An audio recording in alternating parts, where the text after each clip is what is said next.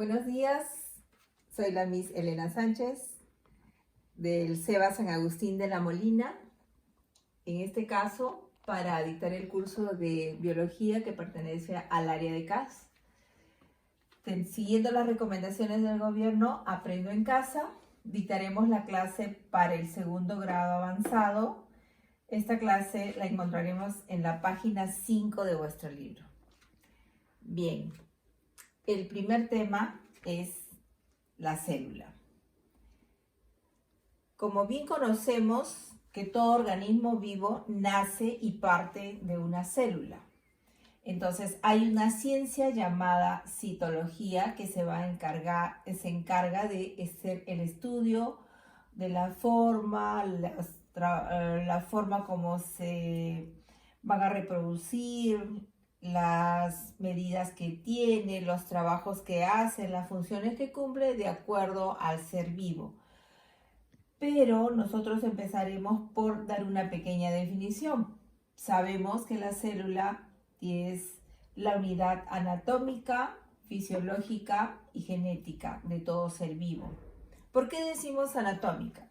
Decimos anatómica porque es el que va a dar el origen para que se dé todo ser vivo.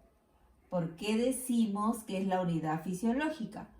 Porque sabemos que esta célula tiene una función en cada ser vivo.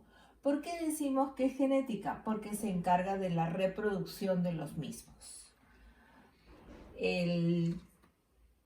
Sabemos que las células en todo nuestro organismo y en el de todo organismo vivo, llámese vegetales o animales, van a tener un tamaño muy pequeño. También hay algunos grandes, como por ejemplo la célula, el huevo es una célula, es la célula más grande que existe, pero los demás se miden en una unidad llamada micras. La micra viene a ser la 10 a la menos 6 parte del metro y su símbolo es una U. Entonces, una micra es 10 a la menos 6 unidades de metro. Tenemos, por ejemplo, algunos microorganismos como el bacilo de Koch o como los glóbulos que van a medir entre 10 y 50 micras. Ahí estamos viendo el tamaño tan pequeñito que tiene. Pero también tenemos las células nerviosas que llegan a medir hasta 1 metro. ¿Por qué? Porque estas células pues llegan desde la médula espinal hasta la punta del dedo de la persona. Entonces, tenemos células que van a variar de acuerdo a la función en su tamaño. Pero mayormente todas son muy pequeñitas, difíciles de ver a simple vista. Ahora hablemos un poco de la forma que tuviera la célula. Puede tener forma ovoide, esférica, geométrica, estrellada, fusiforme, cilíndrica, filiforme. ¿Y dónde la encontramos o cuál es el lugar donde vamos a ver la diferencia? Ovoides, tenemos las células llamadas los glóbulos rojos. Los glóbulos rojos tienen esa forma, ovoide. Tenemos las esféricas como las del huevo.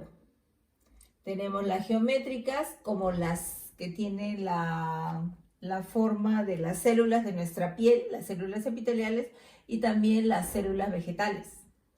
Estrelladas como las neuronas, tienen el soma estrellado y luego tienen el axón que le da la longitud tan grande que estábamos hablando aquí. La fusiforme tienen las células musculares. Tenemos las cilíndricas que las encontramos en el intestino y las filiformes como las que encontramos en los espermatozoides. Continuamos. También podemos hacer una clasificación de la célula y esto va a ser de acuerdo a su conformación. Tenemos desde las más simples hasta las eucariotas, que es el grupo donde estamos nosotros, los humanos y los animales. Las acelulares. Estos acelulares son agregados complejos de macromoléculas y los virus son los que corresponden a este grupo. Tienen características rudimentarias, no llegan a incluirse en ninguno de ellos. Tenemos el otro grupo que son las procariotas, que se caracterizan porque no tienen núcleo definido, y a este grupo van a corresponder las bacterias y algas verdeazules. Y tenemos el grupo grande, el grupo definido, las células que están en este grupo, donde pertenecemos los animales. Estamos aquí con la característica que indica, tienen núcleo definido y dentro de su citoplasma contienen diferentes organelos, llámese mitocondria, lisosoma, aparato de Golgi, retículo endoplasmático, porque la célula eucariota corresponde a la más completa. Continuamos. En este gráfico tenemos una célula animal representada por esta célula que está en color celeste y una célula vegetal que es la verde. Aquí vamos a tener dentro unos cuerpos que vienen a ser los organelos, igualmente en la célula vegetal. Y vamos a ver la primera diferencia. Esta célula animal es ovoide y la célula vegetal es poliédrica. Vemos que su pared celular tiene la forma poliédrica, sin embargo aquí la membrana celular es ovoide. Continuamos. En el gráfico que muestro tenemos una explicación gráfica de la célula eucariota y la célula procariota. En la célula eucariota vemos nosotros un núcleo definido que está con el color verde. En cambio, aquí no hay un núcleo definido.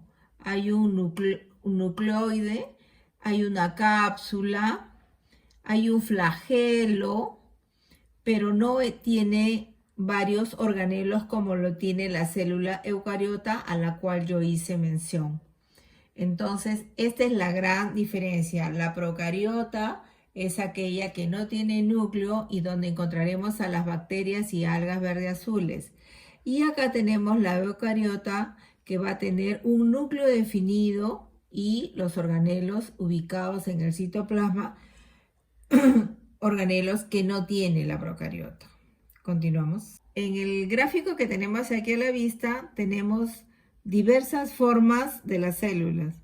Tenemos las estrelladas como las neuronas, el espermatozoides que tienen la forma filiforme, los glóbulos rojos que eran las ovoides o bicóncavas, tenemos los óvulos que son ejemplos de las células esféricas y tenemos las alargadas que son de las fibras musculares o que yo les dije fusiformes.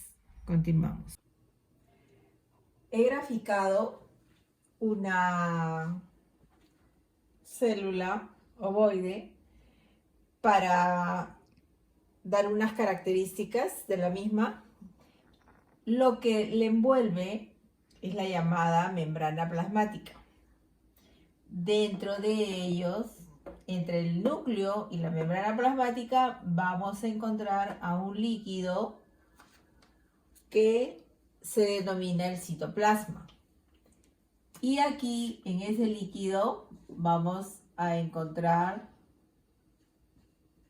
organelos. Lo que está en el centro corresponde al núcleo. Esta membrana plasmática, la que envuelve a cada célula, se caracteriza porque tiene un espesor de 75 Armstrong.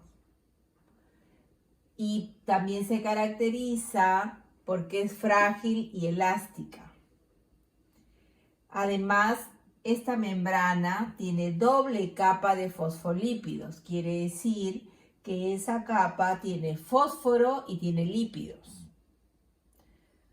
Además, se encuentra aquí protegida por dos capas de proteína. ¿Cuál es la función de esta membrana?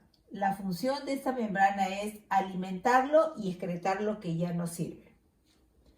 Entonces, vamos a decir algunas propiedades de esta membrana, que va a tener primero una permeabilidad, pero esa permeabilidad puede ser activa y también puede ser pasiva.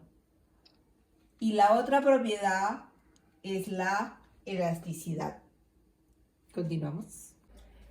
Ahora veremos los fenómenos producidos en la membrana celular.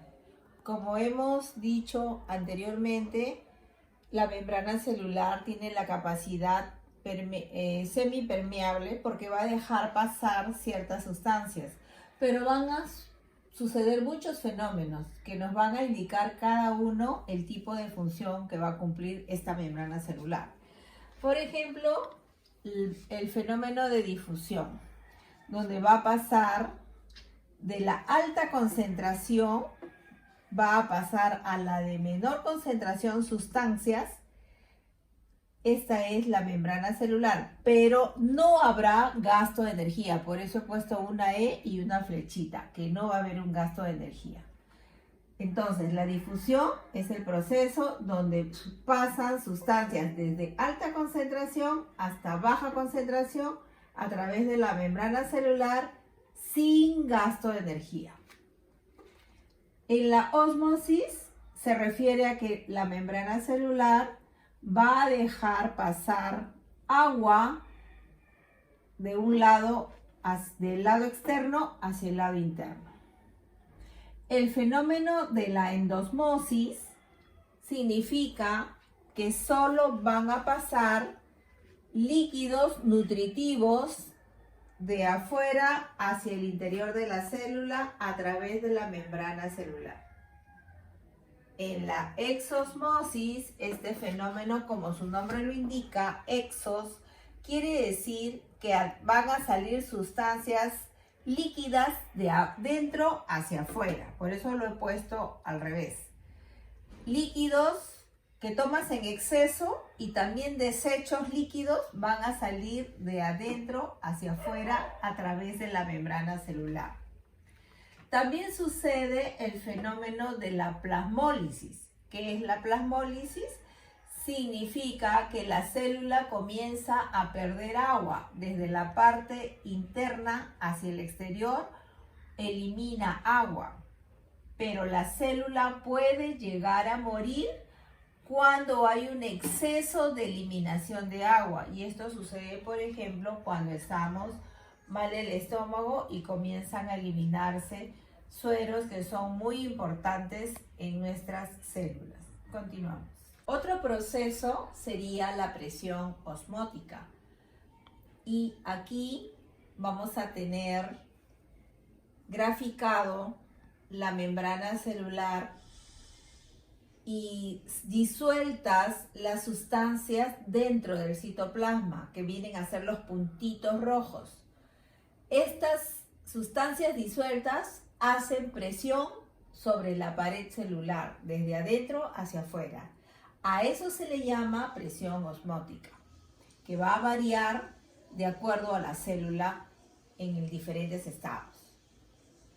Otro fenómeno importante es la pinocitosis, donde exclusivamente se va a referir a la capacidad que tiene cada membrana plasmática para que permita ingresar no solo agua, sino otros líquidos del exterior al interior. Y por último, el fenómeno de la fagocitosis. La fagocitosis es aquel fenómeno que permite que la célula pueda tragar algunos sólidos. ¿Y cómo lo hacen? Envolviéndolo. Por ejemplo, aquí tenemos un sólido, acá hay una célula. La célula se va a pegar al sólido que está en la parte externa, que puede ser una sustancia que hace daño al cuerpo humano. Entonces, en este caso estábamos hablando de un glóbulo que va a ser afectado. Entonces, aquí la parte roja es lo que va a tragar y la parte azul es la célula. Poco a poco lo va envolviendo, como ustedes verán. Y aquí casi lo termina de envolver y finalmente se cierra, se hunde la membrana, para que al final se presente ya ese sólido ya tragado. Se cierra la membrana celular y ustedes ven aquí he puesto unos pores, unas marquitas azules que vienen a ser los glóbulos blancos que se encargan luego de destruir a esta bolita roja que viene a ser de repente algún agente patógeno que afecta al cuerpo. Con esto, con la fagocitosis, estaríamos finalizando los fenómenos diferentes que se producen en la membrana celular. Cada uno de ellas indica la especialidad. Continuamos. La pared celular, como ya habíamos mencionado al inicio de la clase, pertenece a las células vegetales. Por eso es que los forrajes son gruesos, duros, porque ahora vamos a saber por qué y de qué está constituido. Entonces, en la célula animal se llama membrana celular y en las células vegetales la envoltura se llama pared celular. ¿Qué permite que ingrese esa pared celular? Permite que ingrese y que salgan de la pared celular dentro de la célula sales, materia orgánica y agua. Esa pared celular, la envoltura de una célula vegetal, permite que ingrese o salgan sales, materia orgánica y agua. Ahora, ¿de qué está formada esa pared celular que yo le he puesto aquí? Está unos puntitos azules. Esto, envoltura roja, viene a ser la pared celular. Esta es la parte externa de una célula vegetal. Y ustedes ven unos puntitos azules, para mí eso van a ser una infinidad de poros, que son los que permiten que entre y salgan las sales, materia orgánica y agua. Luego ven que hay un borde azul. Este borde viene a ser una membrana celular. Quiere decir que para el exterior de la célula está la pared celular y hacia el interior está la membrana celular. Esta pared celular es bien rígida. ¿Y de qué está formada? De un glúcido. ¿Cuál es ese glúcido? La celulosa. Entonces, ahora yo he puesto aquí en rojo internamente de la célula y luego un punto negro. Ese punto negro viene a ser el núcleo de la célula. Y acá lo rojo que está alrededor viene a ser el citoplasma. Ese citoplasma que está entre la membrana celular y la pared del núcleo es un coloide. ¿Y qué tiene ese coloide? Ese coloide tiene agua más sólidos. Y de forma más clara he puesto aquí qué tiene el coloide. El coloide tiene agua más lípidos, carbohidratos, proteínas, sales minerales y enzimas. Entonces hay una gran diferencia entre la membrana celular y la pared celular. Vuelvo a repetir, la pared celular solo lo tienen las células vegetales, es porosa, es rígida porque es de celulosa y además luego tiene una membrana celular y entre ella y el núcleo hay un coloide. ¿De qué está formado el coloide? Agua, lípidos, carbohidratos, proteínas, sales minerales y enzimas. Bien, ahora vamos a hablar del citoplasma, que es lo que se encuentra dentro de la célula. Dentro de la célula, en la parte interna, ¿no? Nosotros habíamos dicho que esta era la célula, este era el núcleo. Hemos hablado de la membrana celular en el caso de la célula animal y en el caso de la célula vegetal, que se llama pared celular. Ahora vamos a hablar de esta parte, de este coloide. Eso es el citoplasma. ¿Qué hay en el citoplasma? En el citoplasma se encontrará matriz citoplasmática y organelos. Vamos a ver de qué conforma la matriz citoplasmática. La matriz citoplasmática tiene una composición de 75 a 90% de agua y el resto son macromoléculas o moléculas grandes. ¿Cuál es la característica de esta matriz citoplasmática? Es un líquido viscoso. Aquí se dan todas las reacciones químicas y además siempre hay un movimiento interno y a eso se le llama ciclosis. Vuelvo a repetir, la composición es mayor porcentaje de agua, el resto macromoléculas, es un líquido viscoso, aquí se dan las reacciones químicas y siempre hay un movimiento interno y ese movimiento interno se llama ciclosis. Entonces, luego veremos en la siguiente parte, en la siguiente clase, los organelos. Entre los organelos vamos a tener mitocondrias, ribosomas y otros organelos que también van a tener diferencias entre célula animal y vegetal. Pero hasta aquí nosotros hemos definido cómo es la membrana celular, cuál es la diferencia entre una célula animal y una vegetal, cómo es el coloide y también hablaremos ahora, después en la siguiente clase de los diferentes organelos.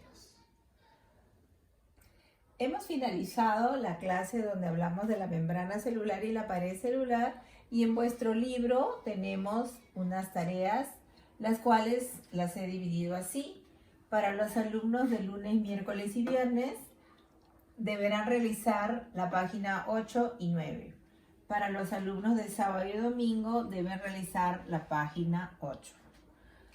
He tratado de decir y explicar cada uno de los puntos que de repente se hace un poco abstracto cuando se lee. He tratado de ser un poco didáctica para que entiendan el proceso que se da en cada célula. Pero es bueno que ustedes también lean el libro porque también ahí hay unos gráficos, aparte de los que puse, que van a ayudar a entender este proceso. Y todo esto se complementará cuando hablemos de los organelos. Cuando hablemos de los organelos, entonces ustedes podrán comprender por qué existen esos fenómenos que hemos visto, plasmólisis, osmosis. Entonces, todos ellos tienen un porqué. La célula, para que funcione, tiene que realizar todos esos procesos para que el organismo pueda estar vivo. Si alguno de ellos exagera su función, entonces automáticamente puede morir la célula por excesos. Y esperando que ustedes me escuchen en la próxima clase, continuaremos con los organelos.